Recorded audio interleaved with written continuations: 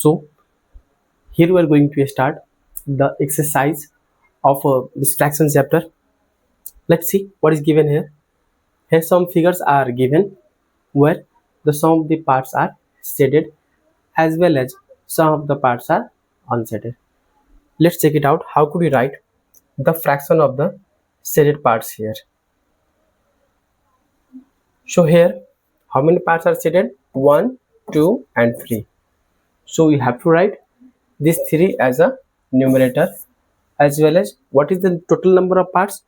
1, 2, 3, 4, 5, 6, 7 and 8. 3 upon 8. In similar way, this will be 1 by 2. This will be 2 by 3.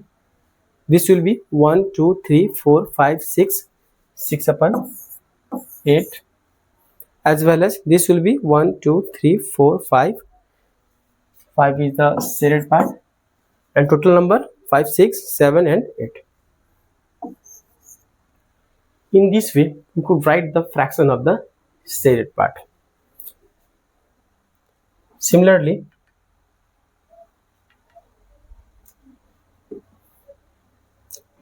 the second question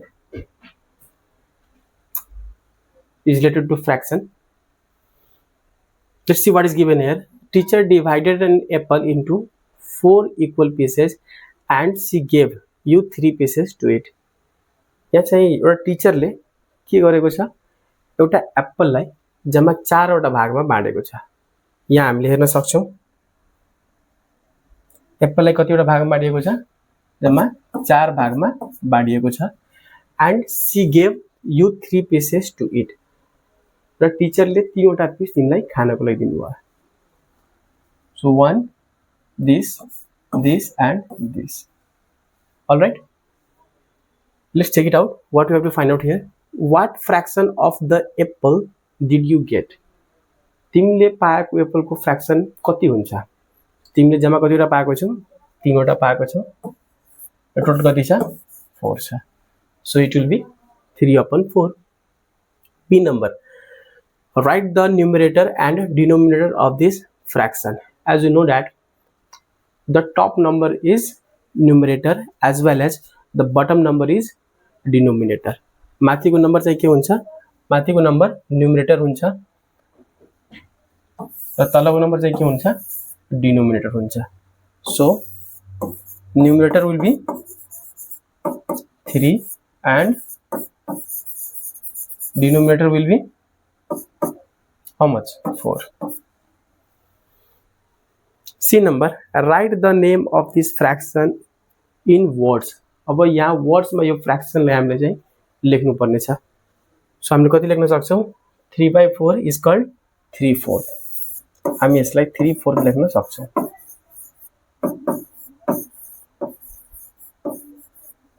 This could be written as 3/4. Question number D. What is given? Show this fraction by shading the parts of the given circle. यहाँ एउटा circle दिएको छ. अब यो सर्कललाई shed गरेर त्यो फ्र्याक्सनले हामीले हेराउनु पर्ने छ. फ्र्याक्सन कति छ? 3/4. So 3/4 means 3 parts will be shaded. So हामीले यहाँ के गर्छौं? 3 वटा पार्टलाई shed गरिदिन्छौं. As it show that the fraction 3/4 because 3 parts are shaded and total 4 parts are here. Here we have to reduce the following fraction to their lowest term. अब यहाँ fraction चाहिँ हामीले lowest टर्ममा तोड्नु पर्ने छ. सो लोएस्ट टर्ममा तोड्नको लागि हामीले के गर्नु पर्छ? तल र माथि दुईटैमा चाहिँ सेम नम्बरले काट्नु पर्ने हुन्छ. है यहाँ चाहिँ 2/4 छ. हामीले जहिले पनि तलको नम्बरबाट चाहिँ स्टार्ट गर्नुपर्छ. तलको नम्बर चाहिँ 1 छ तर 1 लाई हामीले चाहिँ स्किप गर्छौं. 1 लाई चाहिँ लिदैनौं. 2 बाट स्टार्ट गर्छौं. सो 2 1 जा 2 and 2 2 जा 4. So the result will be 1/2. Here in this case 3 1 जा 3, 2 3 जा 9. So it will be 1/3. Here in this case 2 2 जा 4 and 2 3 जा 6. So it will be 2/3. Here in this case 2 3 जा 6 and 2 4 जा 8. Similarly, in this way we have to reduce this fraction into the lowest term. Let's take out this one. 2 4 जा 8/12. So first, calculate started from 2 केवल 2 ले दुईटैमा लाग्छ 2 4 जा 8 2 6 जा 12 again 2 ले जान्छ 2 2 जा 4 2 3 जा 6 अब यो भन्दा बढी रिड्युस हुँदैन so the answer will be 2/3 let's check out this one 14/21 अब यो केसमा हेरौँ इफ यदि हामी 2 ले यसमा रिड्युस गर्छौँ भने 2 ले माथि तल तल हुँदैन सो हामी 3 मा जान्छौँ 3 ले तल हुन्छ फेरि माथि हुँदैन 4 ले दुईटैमा हुँदैन 5 ले दुईटैमा हुँदैन 7 ले दुईटैमा हुन्छ 7 2 जा 14 7 3 जा 21 so will be 2/3 let's take out this L number is 18/45 अब 2 ले माथि हुन्छ तर तल हुँदैन 3 ले दुईटैमा हुन्छ 3 6 जा 18 3 15 जा 25 अगेन 3 दुईटैमा हुन्छ 3 2 जा 6 3 5 जा 15 so the result will be 2/5 in this way we could reduce this fraction to their lowest terms so here in this question we have to identify what kind of fractions are given we have to write proper improper and mixed fraction here we have to identify whether the given fractions are proper improper or mixed fraction यहाँ चाहिँ first मा चाहिँ के छ 2/8 छ है if numerator यदि सानो छ भने फ्र्याक्सन चाहिँ कुन हुन्छ प्रपर हुन्छ यस इफ डिनोमिनेटर ठुलो छ भने दैट विल बी इम्प्रपर यदि यहाँ मिक्स भ्यालुमा छ होल नम्बर र फ्र्याक्सनको पनि युटिलाइज भएको छ भने त्यो केसमा चाहिँ यो मिक्स नम्बर हुन्छ यो चाहिँ प्रपर यो चाहिँ इम्प्रपर यो चाहिँ मिक्स्ड यो चाहिँ प्रपर यो चाहिँ इम्प्रपर यो चाहिँ मिक्स्ड यो चाहिँ proper. In this way, we can identify whether the fractions are proper, improper, or mixed. So let's check it out. Then we have to convert this mixed number to the improper fraction. In order to convert the mixed number into improper fraction, what we have to do? We have to multiply the whole number with the denominator, and then after we have to add the numerator, and the denominator will be the same. Let's do it. 7 4 जा 28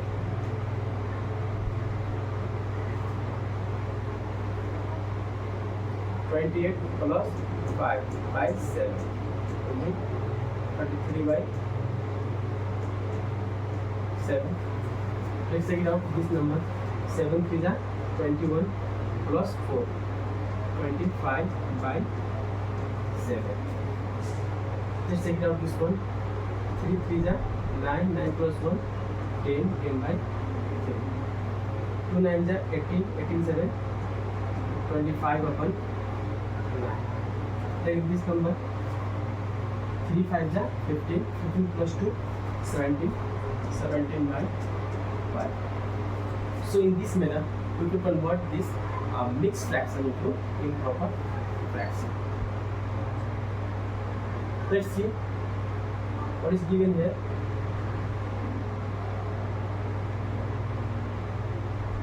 Here is about the conversion of unlike fraction into like fraction. अब यहाँ चाहिँ हामी unlike fraction में like fraction में कसरी convert गर्ने इसको बारे में चाहिँ यहाँ बुझ्छौँ. Suppose हामीले 1/2 and 2/4 लिएको छ.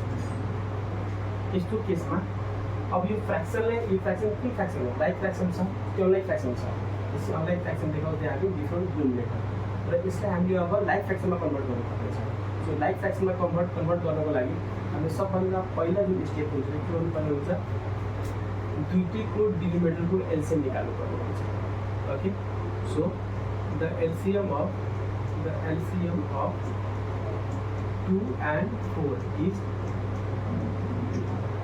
4 मल्टिप्लिकेसन कति हुन्छ 4 हुन्छ. अब यहाँ जुन हामीले एलसीएम निकालेको छौँ त्यही एलसीएम को आधारमा चाहिँ हामीले डिनोमिनेटरलाई चेन्ज गर्नुपर्ने हुन्छ.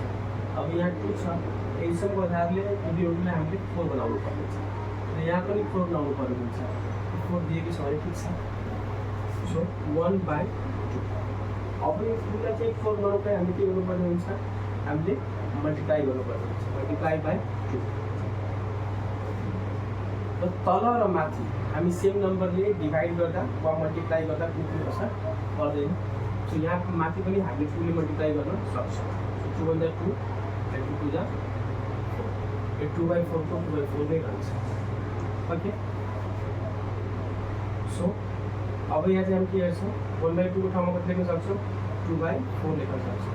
र यहाँ चाहिँ कति लेख्छौँ, 2/4 नै छ। यो फ्र्याक्सन हाम्रो के हुन्छ, टोटली इक्वल छ। Let's check it out. The next question, 2/9 and 3/27.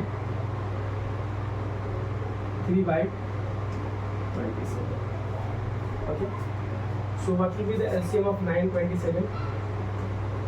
The LCM of 9 and 27 is how much? 27. 9 and 27 को LCM कति हुन्छ, 27 नै हुन्छ। अब त्यसपछि हामीले के गर्ने, अब जुन एलसीएम हामीले निकालेको छौँ त्यही एलसीएम को आधारमा डिनोमिनेटरलाई के गर्नुपर्ने हुन्छ, चेन्ज गर्नुपर्ने हुन्छ। जति एलसीएम ल्याएको छ हाम्रो डिनोमिनेटरलाई पनि त्यति ल्याउनु पर्ने हुन्छ। सो यहाँ चाहिँ 2/9 दिएको छ। अब 2/9, अब 9 ले के गर्नु पर्यो, 27 गर्नु पर्यो। सो 27 गर्नुको लागि 3 ले के गर्नु पर्यो, मल्टिप्लाई गर्नु पर्यो।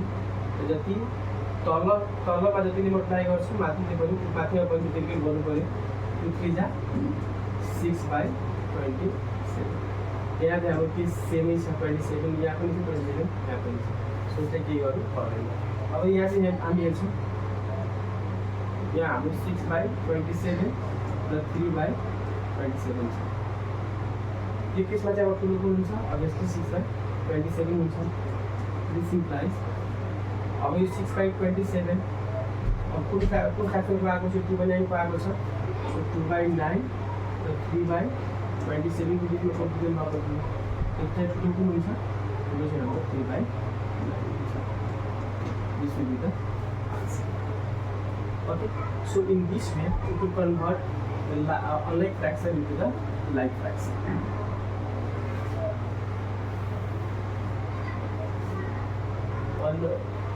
Another question is given here. Convert 3/4 and 5/6 into the like fraction. अब यो यहाँ क्वेसनमा हामीले 3/4 र 5/6 लाई केमा कन्भर्ट गर्नुपर्ने छ, लाइक फ्र्याक्सनमा कन्भर्ट गर्नुपर्ने हुन्छ। Let's see.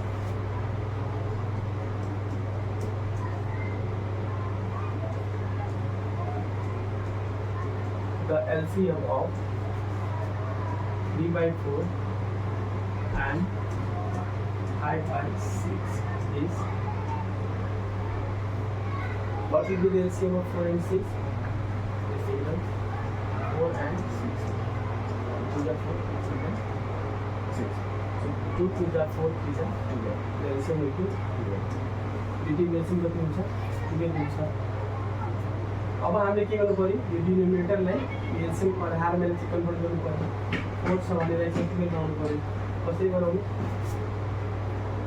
सो 3/4 अब यहाँ कतिले मल्टिप्लाई गर्दाखेरि हाम्रो 2 ले बन्दै जान्छ। 3 ले गर्दाखेरि तरै 3 ले गर्दाको छ भने माथि कतिले गर्नुपर्छ, 3 गर्नुपर्ने हुन्छ। This will be 3 3 9 by. अब फर्स्ट फ्र्याक्सन हाम्रो के पाइसक्यो। अब अर्को फ्र्याक्सन छ 5/6। यसको डिनोमिनेटरलाई कति ल्याउनु पर्यो, 2 ल्याउनु पर्यो। सो यो 6 मा कतिले मल्टिप्लाई गर्दाखेरि हाम्रो 2 हुन्छ, 2 ले 6 2 जा 12। जतिको जति छ तलसँग गर्छौँ माथि पनि एकसँगै गर्नुपर्छ। 5 × 2 दिस विल बी 5 2 जा 10 and 6 2 जा। अब यहाँ हेरौँ 9/12 and 10/12। लाइक फ्र्याक्सन हाम्रो कन्भर्ट गर्दा यति गर्नुको इम्प्लिकेसन सेम छ। Hence the since 3/4 and 5/6 is converted into the like fraction as 9/12 and 10/12. Answer. Arrange the fraction 2 by 3, 5 by 6 and 4 by 9 in ascending order. यहाँ तीनवटा फ्र्याक्सन दिएको छ र यो फ्र्याक्सनलाई हामीले ascending order मा arrange गर्नुपर्ने छ. Ascending order means from smaller to bigger. सानोदेखि ठुलोसम्म. सो अब चाहिँ हामीले सानोको छुट्याउनु पर्यो. सानोको छुट्याउनुको लागि यो फ्र्याक्सन अनलाइक नभएर के हुनुपर्छ, लाइक हुनुपर्छ. सो फर्स्ट हामीले यो फ्र्याक्सनलाई केमा कन्भर्ट गर्नु पर्यो, लाइक फ्र्याक्सनमा कन्भर्ट गर्नु पर्यो. फ्र्याक्सन चाहिँ के दिएको छ 2 by 3, 5 by 6 and 4 by 9. Let's see it out.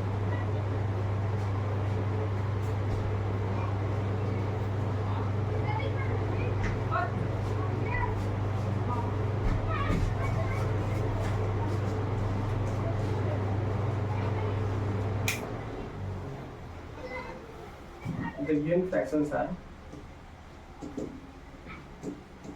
the given fractions are 2 by 3, 5 by 6 and 4 by 9. ये फ्रैक्शन दिएको छ. अब हामीले के निकाल्नु पर्यो, एलसीएम निकाल्नु पर्यो 3, 6 र 9 को. So the LCM of 3, 6 and 9 is how much? 18. 3, 6 र 9 को एलसीएम कति हुन्छ? 18 हुन्छ. अब हामीले यो एलसीएम को आधारमा त्यो डिनोमिनेटरलाई के गर्नु पर्यो, चेन्ज गर्नु पर्यो. सो 2 by 3 लाई चेन्ज गर्दाखेरि 3 6 जा 18, 2 6 जा 12, 12 by 18. सेकेन्ड अब 5 by 6 लाई कन्भर्ट गर्दाखेरि 6 3 जा 18, 5 3 जा 15, 15 upon 18. Then after 4 by 9 लाई कन्भर्ट गर्दाखेरि 9 2 जा 18, 4 2 जा 8 will be 8 by 18. अब यहाँ हामी हेर्न सक्छौँ कि जम्मै फ्र्याक्सन अब लाइक भइसकेको छ. अब हामीले यसलाई इजिली एसेन्डिङ अर्डरमा एरेन्ज गर्न सक्छौँ. अब यसमा सबभन्दा सानो कुन छ? सबभन्दा सानो हाम्रो यसमा चाहिँ 8 by 18 छ. सो हामीले कति लेख्छौँ 8 को ठाउँमा 4 by 9 लेख्छौँ. 4 by 9 भनेको सबभन्दा सानो भयो. त्यसपछि 12 by 18 जुन चाहिँ 2 by 3 छ यो लेख्छौँ. एन्ड देन आफ्टर 15 by 18 यसको ठाउँमा हामी कति लेख्छौँ 5 by 6 लेख्छौँ. अब सेम क्वेसनमा यदि डिसेन्डिङ